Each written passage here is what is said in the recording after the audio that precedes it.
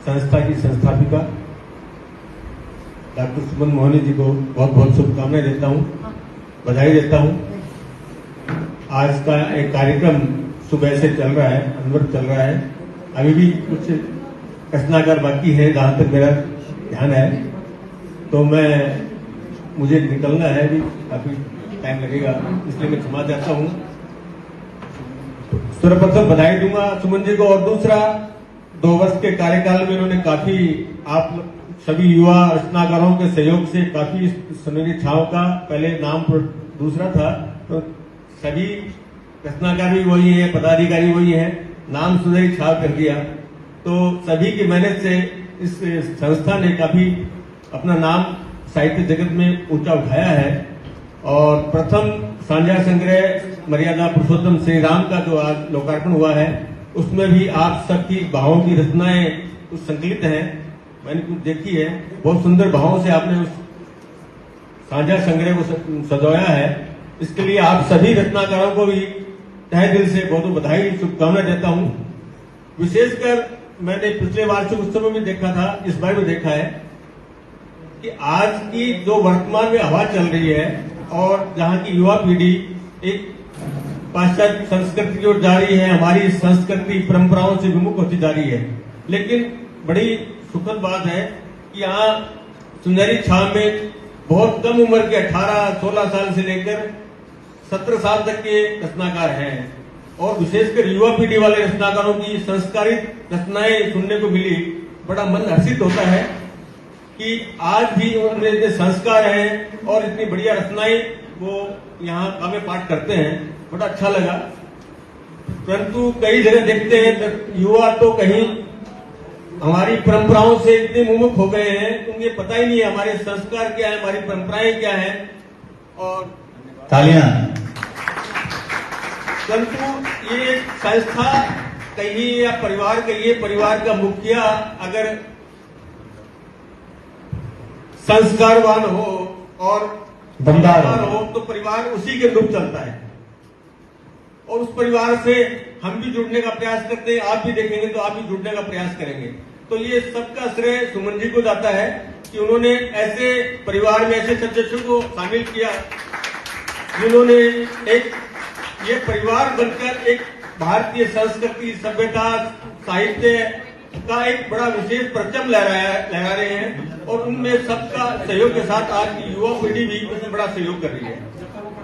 ये सभी युवा साथी इतना मेहनत करते हैं, इतना सुबह से शाम तक कार्य कर रहे हैं, और उनको ये प्रेरणा मिलती है कि हम कैसे कहिए या परिवार कहिए, परिवार का मुखिया अगर संस्कारवान हो और बंदार हो तो परिवार उसी के अनुरूप चलता है, और उस परिवार से हम भी जुड़ने का प्रयास करते हैं। आप भी देखेंगे तो आप भी जुड़ने का प्रयास करेंगे। तो ये सबका श्रेय सुमन जी को जाता है कि उन्होंने ऐसे परिवार में ऐसे सदस्यों को शामिल किया जिन्होंने एक ये परिवार बनकर एक भारतीय संस्कृति, सभ्यता, साहित्य का एक बड़ा विशेष परचम लहरा रहे हैं, और उनमें सबका सहयोग के साथ आज की युवा पीढ़ी भी उसमें बड़ा सहयोग कर रही है। ये सभी युवा साथी इतना मेहनत करते हैं, इतना सुबह से शाम तक कार्य कर रहे हैं, और उनको ये प्रेरणा मिलती है कि हम कैसे कार्य करें, कैसी रचनाएं लिखें। उनकी रचनाएं समाज को बड़ी प्रेरणा देती है। साहित्यकार क्या है? साहित्यकार वही है जो अपनी लेखनी से और समाज को नई चेतना जागृत करे, समाज में क्या कुरीतियां हो रही है उनको विरोध करें, और समाज को क्या आवश्यकता है, क्या सुधार की आवश्यकता है, उससे समाज को अपनी रचनाओं के माध्यम से जागृत करें, और ये जरूरी है। तो इसलिए ये सब धन्यवाद। लोगों ने फूल अर्पित किया दादा, दीदी ने पूरा गुलदस्ता दिया है। हाँ सही है, और मैं अच्छा हुआ गमले के साथ में गीतांजलि जी को धन्यवाद देता हूं कि इन्होंने मेरा संपर्क हुआ, इनके माध्यम से मैं भी इतने साहित्य जुड़ा। वरना मैं एक पत्रकार हूं, लेखन करता हूं, साहित्य में कहीं मेरा दूर तक संबंध नहीं था। हाँ साहित्य प्रेमी हूं मैं, परंतु इनकी प्रेरणा से मैंने बहुत कुछ लिखना सीखा है, और जल्दी एक काव्य रचना के रूप में, पुस्तक के रूप में निकालने की कोशिश करूंगा, प्रथम प्रयास करूंगा। और वरना आज मैंने एक रचना इसमें भी दी है सीधा मर्यादा पुरुषोत्तम नाम पे, तो मैं इसके लिए गीतांजलि जी को बहुत बहुत धन्यवाद देता हूं कि मुझे वही बात है, मैं भी कह रहा था, संपर्क से जुड़ने से आदमी को प्रेरणा मिलती है, कोई कार्य मिलता है, उससे भावना जागृत होती है, उनके विचारों से लोग प्रभावित होते हैं। सुमन जी से जैसे आप लोग प्रभावित होकर जुड़े और उस अनुसार कार्य कर रहे हैं, वैसे ही मेरा भी गीतांजलि जी ने साहित्य की तरफ प्रेरणा दी और मैंने प्रयास किया।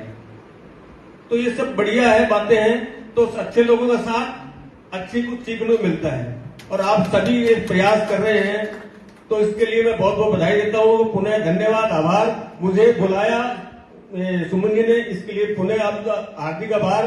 और आप सभी सुबह से बैठे हैं, इतनी समय हो गया है, आपने मुझे लास्ट में झेला, अध्यक्ष को झेलना बहुत बड़ी बात है, मुझे झेला, इसके लिए आपका पुनः दिल से आभार, धन्यवाद।